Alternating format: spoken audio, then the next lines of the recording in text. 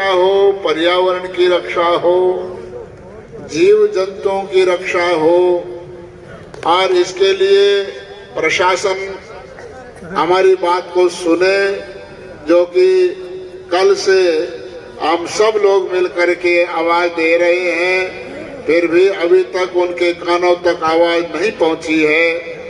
तो ऐसी बहरी सरकार तक आवाज पहुंचे, इसके लिए आमरण अनशन के लिए बैठे हुए सभी वीर और वीरांगनाएं एक बार सबके लिए ताली बजा करके अभिनंदन करें। हमारी मातृशक्ति, हमारे भाई लोग, हमारे आदरणीय संत समाज इनकी अगुवाई में आमरण अनशन के लिए बैठे हुए हैं। तो इस सरकार को समझना चाहिए कि इनको कल कुछ हो जाता है तो ये पूरा प्रशासन जिम्मेदार होगा। लोकतंत्र के अंदर अपनी बात कहने का सबको अधिकार है। ये संत समाज, ये माताएं बहनें और ये भाई लोग, सभी लोग वक्ताओं ने कहा कि हम किसी स्वार्थ के लिए नहीं बैठे, लेकिन सबसे बड़ी बात ये है कि यदि वृक्ष धरती पर नहीं रहेगा तो ये धरती बंजर हो जाएगी। इन वृक्षों के कारण हम सब लोग आज जीवित हैं। इस धरती पर जहां जहां पर वृक्षों का अभाव है वहां बारिश का बड़ा भारी अभाव है। अरब देश के अंदर वृक्षों की रक्षा खास करके खेजड़ी के लिए संयोगवश यदि कोई इंसान मर जाता है तो उसकी शायद सजा माफ भी हो जाती है, लेकिन यदि कोई खेजड़ी के वृक्षों काटता है तो उसके लिए कोई सजा माफ नहीं है। तो जब वहां के लोग वृक्षों के प्रति और खासकर खेजड़ी के प्रति इतने सजग और सावधान हैं, क्योंकि वो लोग इस बात को जान चुके हैं कि ये वृक्ष कितनी मुश्किल परिस्थितियों में भी अपनी अस्मिता को लेकर के खड़ा है, इसलिए वो पेड़ हमारी रक्षा करते हैं, हम उनकी क्या रक्षा करेंगे। पेड़ जब है तो हम हैं, और पेड़ नहीं तो हमारा क्या अस्तित्व है। इसलिए ये धरती हमारी माता है, जिस धरती की गोद में आप और हम सब जन्म लेके पल रहे हैं, बड़े हो रहे हैं, और जिस दिन शरीर छोड़ देंगे तो उस दिन शरीर भी हमारा इसी भूमि में रहेगा। तो इसलिए इतने वर्षों तक हमारा पोषण करने वाली ये वनस्पति, ये खेजड़ी, ये वृक्ष, और इन वृक्षों को हम लोग जो अंधे लोग हैं ये काटे जा रहे हैं, तो इनको सजग होना चाहिए, इनको चेतना चाहिए। ये विनाश के पग पर चला हुआ, विनाश के पथ पर चला हुआ महाराज ये आरा, ये तो बहुत दिन तक चलने वाला नहीं है, क्योंकि वृक्षों के बिना धरती बंजर हो जाएगी, लोगों को सांस लेना दूभर हो जाएगा। इसलिए इन वृक्षों के ऊपर गाव मत गातो। गुरु महाराज जम्बेश्वर भगवान ने कहा है कि हरे वृक्ष के गाव भी मत लगाओ। आप तो काटने की बात कर रहे हो, और जो बड़ी बड़ी मशीनें लेकर के आते हैं, जिन वृक्षों को तैयार होने में वर्षों लग जाता है, और हजार हजार वर्ष तक जिन पेड़ों की उम्र है, उन पेड़ों को काटने में निर्दयी लोगों को जरा भी देर नहीं लगती, 5 मिनट में तो पेड़ को धराशायी कर देते। तो ऐसे जो पेड़ों की हत्या करने वाले हत्यारों को कभी बख्शा नहीं जाना चाहिए। और ये कहते हैं कि हम विकास कर रहे हैं, भाई विकास नहीं करे तुम विनाश कर रहे हो। वृक्षों को काटना ये कोई विकास है? ठीक अभी हमारे अभिन्न मित्र स्वामी भागीदास शास्त्री जी बतला रहे थे कि भाई जब हम कोई जिंदा ही नहीं रहेंगे तो विकास काम किसके आएगा।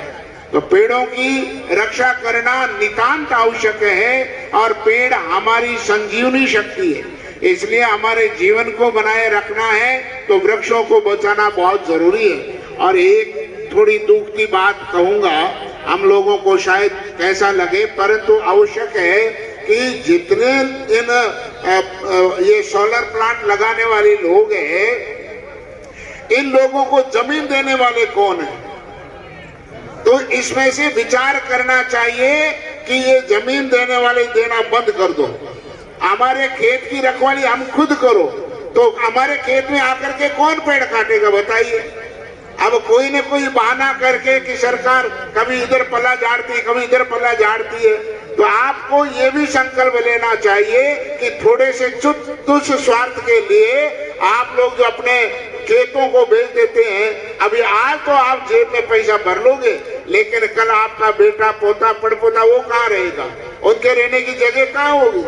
आज से 50-60 साल पहले जिस एक आदमी के पास 200 बीघा जमीन थी, आज उसके पास मकान बनाने के लिए प्लॉट जितनी जगह नहीं बची है।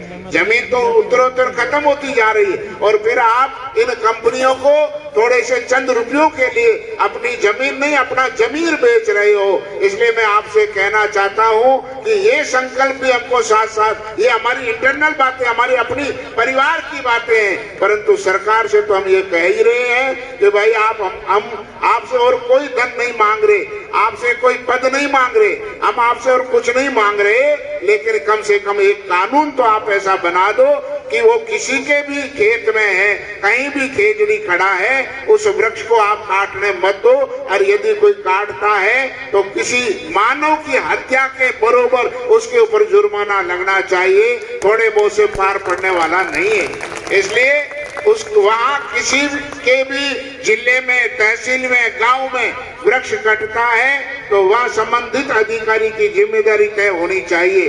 तो इसलिए मेरा ये सबसे आह्वान है कि आप सब लोग बड़े धैर्य के साथ डट करके बैठे हैं, प्राण जाए पर वचन न जाई, इस सूत्र को लेकर के बैठे हैं। हमारे आचार्य सच्चिदानंद जी महाराज सबसे अगुवाई लेकर के सबसे पहले नाम स्वामी जी का है, तो इसलिए संतों के सानिध्य में आप सब लोग पूरे प्रण के साथ में बैठे हुए हैं। तो आप सब लोगों को बहुत बहुत बधाई देता हूं, और गुरु महाराज जम्बेश्वर जी से ये प्रार्थना करता हूं कि ये ऊर्जा, ये बल आप हमारे ऊपर बनाए रखना, ताकि हम आपके बताए हुए सिद्धांतों को आप पूरे सरकार को मनवा सकें। तो ऐसी हम भगवान से प्रार्थना करते हैं। अधिक समय नहीं लेता हुआ सबके लिए मंगल कामना करता हूं, और खास करके जिनके कानों तक अभी तक आवाज नहीं पहुंची है, तो महाराज उन तक आवाज पहुंचे। इसलिए देखो भाई, बिना रोए तो माँ भी अपने बच्चे को दूध नहीं पिलाती है। हम कल से रो रहे हैं, लेकिन हमारे रोने की आवाज उनके पास पहुंच नहीं रही है, लेकिन कभी न कभी तो पहुंचेगी, और जिस दिन पहुंचेगी उनको पछतावा होगा। तो इसलिए आप सब लोगों के लिए मंगल कामना करता हुआ अपनी वाणी को विराम देता हूं। परंतु एक बार जयकारा सब दोनों हाथ उठा के लगाइए, बोलो जम्बेश्वर भगवान की, बोलो विष्णु भगवान की। पेड़ों की रक्षा कौन करेगा? एक बार जोर जोर से बोलिए, पेड़ों की रक्षा कौन करेगा? बहुत बहुत धन्यवाद।